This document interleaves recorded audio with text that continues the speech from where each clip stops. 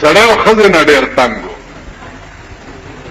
چې ښځې نه تنګ و چې چېرته مېلمه بیا راغی د ښځې به ورپسې ډنډه راواخست او یو څو غره باندې مېلمه ووالو چې وبې والو سړي غږ نه شو کولی د یارې ښځې نه یارېدو لکه دا اوس چې مونږ ښځو نه یارېږو هلکه څوک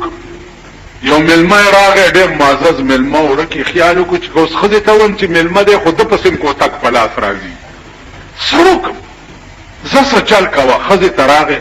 ویل ښځې خبره خو نه ویل ولې ویل یو مېلمه راغلی او ډېر لوی خان دی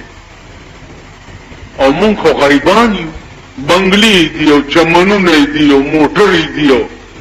که عزت دې وله وکړو نو ډېر لوی شی به راکړي ښځې ویل ښه ویل راوله بچه راوستو ویل سړیه دا خان دی ویل او خان په خیر راغلی کېنه سړي ته ویل چې دا چرګوټی ورته زر نه حلالو ویل حلالکه که نه بس ښځې زر چرګوټی حلال کړی او چای مې وډه پخ کړي دي او خوراک څکا کې پې ښه کړی دی چې خان دی څه به راکړي خان ته غلي غوندې دی سړي ویلي دي چې دی بلا نه ما خلاص که دی ښځې نه څنګه به دې خلاصېږي ویل غم مه کوه ښځې ته یې ویې خو خورې دا څنګه په خراب کور کې زما دا دوست اوسېږي او ته ښځی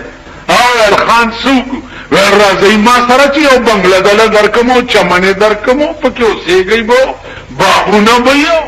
مزې به کوي ویل خان ډېره ښه ده کډه مډه یې تړلې ده او بخره یې بار کړې خان ورسره دی او د ښځې مېړه ورسره دی او ښځه ورسره ده او ماشوم یې په غېږ کې دی په لاره یو کوی په مخه راغلی چې کوی په مخه راغلی خان پکې داسې کتلي دي ویل خدای ستاسو لوی قدرت دی په کوی کې دې باغونه جوړ کړي ښځې دې مېړه ته ویلي چې ته دا ماشوم ولیکه چې زه م لږ وګورم چې ښځې سر ور ټیټ کړی دی خان وروستو نه ټېله ورکړې ده غړم چې کوی ته یې غورځولې چې کوی ته یې غورځولې ده سړي ته یې ویل مبارک شه بلا نه مې خلاص بس سړي ماشوم په اوږه کو خرې را په مخ کې کو راغو د شپې اوس ماشوم جاړي مور پسې سهار له دې سړي خیال کړی چې که دا ښځه مې هر څه بلا وه چې راویې باسم اوس دا ماشوم راته مري پړی او بوکۍ اغوستې دي کوی ته ورغلی دی چې بوکۍ یې وراچوړې ده چې راوباسي یې درنه شوې ده چې ګوري پکې ښځه یې نشته بله شیشکه پکې ناسته ده سړي ورته وایي څه بلا یې غورځوم دی ویل سړیه مه مې غورځوه لویه نیکي به در سره وکړه چې راوی ویسته ویل څوک یې ویل زه دې وایم ویل نو کوی نه ولې راووتې ویل پرون یو ښځه را پرېوتې ده زه خو ته دې سپېک محترم دې وه دې سړي ورته وایي چې ښه ده نو ما سره به څه نیکي کې ویل تا سره به دا نیکي وکړم چې زه به د بادشاه په لور کېنم پیریان او دیوان خو زمونږ په ښځو کېني که نه تاسو دا غریبان نه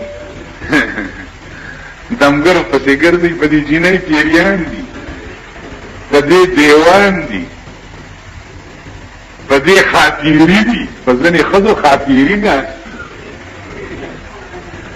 یو ارامتوب نه دی په مونږ کې که نه یعنې دا خاطرین زمونږ په ښځو کې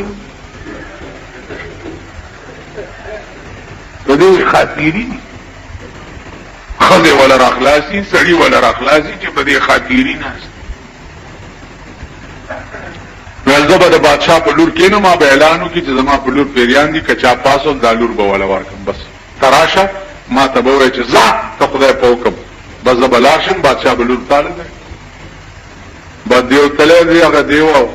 بادشاه په لور ناسته د هغې باندې پیریان میریان راغلي دي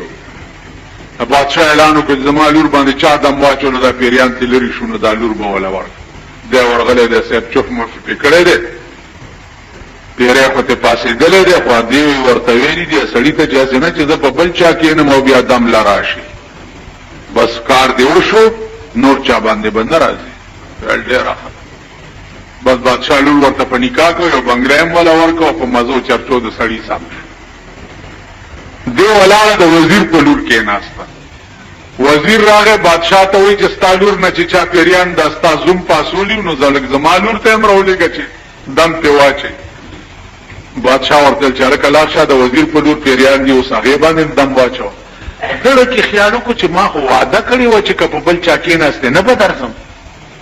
خو ځه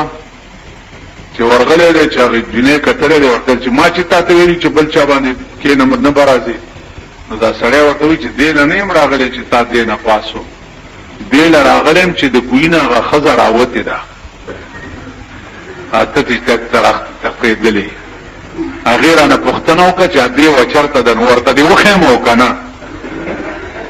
د بادشاه